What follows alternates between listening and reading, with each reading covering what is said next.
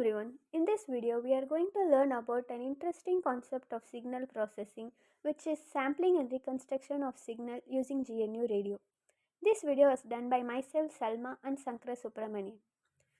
Before getting into this video, let's understand what does sampling means. What is sampling? Sampling means converting a continuous time signal into a discrete time signal by taking values at regular intervals. In simple words, we can say that instead of recording every possible point of the signal, we capture only selected points at equal time gaps. This sampling satisfies a most important rule which is called as Nyquist theorem. This Nyquist theorem states that the sampling frequency must be at least twice the highest frequency present in the signal. This Nyquist theorem ensures that the sampled signal contains enough information to be reconstructed back. Now, why do we need sampling? Computers and digital systems cannot work with continuous signal, so we convert them into samples. Sampling is mainly done to process, store, and transmit signal digitally. Without sampling, digital communication, audio processing, and almost all modern electronics would be impossible. Now, let's jump into GNU Radio and build a simple sampling flow graph. Here, this is the block diagram of sampling in GNU Radio. This block diagram has 5 main blocks, which are a signal source, a throttle block, a repeat block, and 2 time sink and 2 frequency sink for visualization. Let's see about these blocks. A signal source. This block acts as our input block, which consists of the original continuous time signal. Here we took cosine signal as our example. The sampling rate is said to be 32 kHz. Then the output of this block is connected to the throttle block. This throttle block simply maintains the real-time flow of the signal, which reduces the GNU radio from running too fast. Output of the throttle block is given to the time sink and the frequency sink block, which is used to display our message signal in both time domain and frequency domain. At the same time, the output is given to another block which is called as repeat block. This repeat block acts as a loop.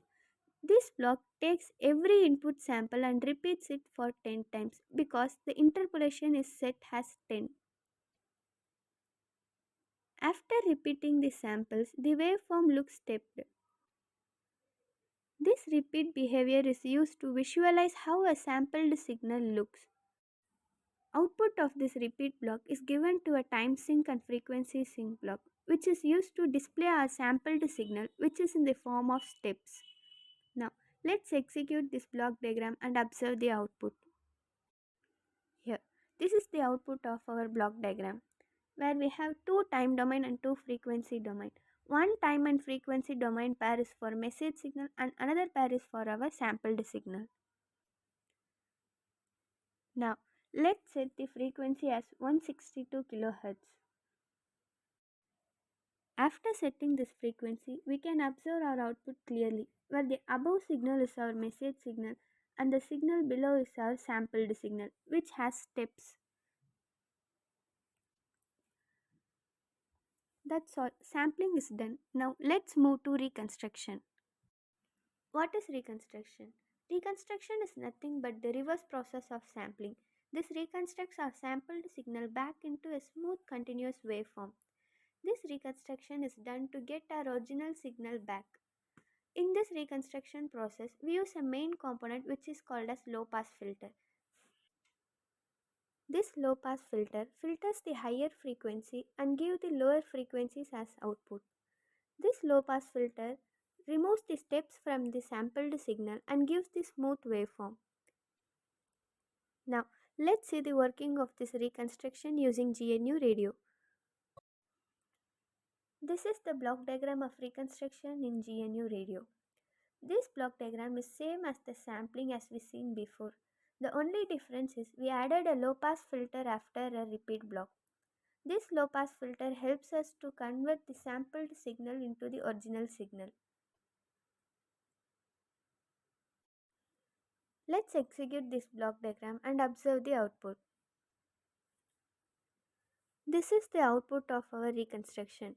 where it also has two time domain, two frequency domain.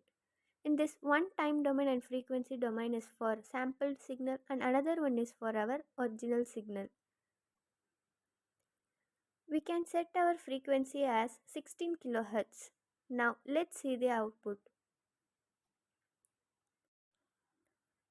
After setting the frequency, we can see that there is no distortion in the sampled signal because it satisfies the Nyquist theorem.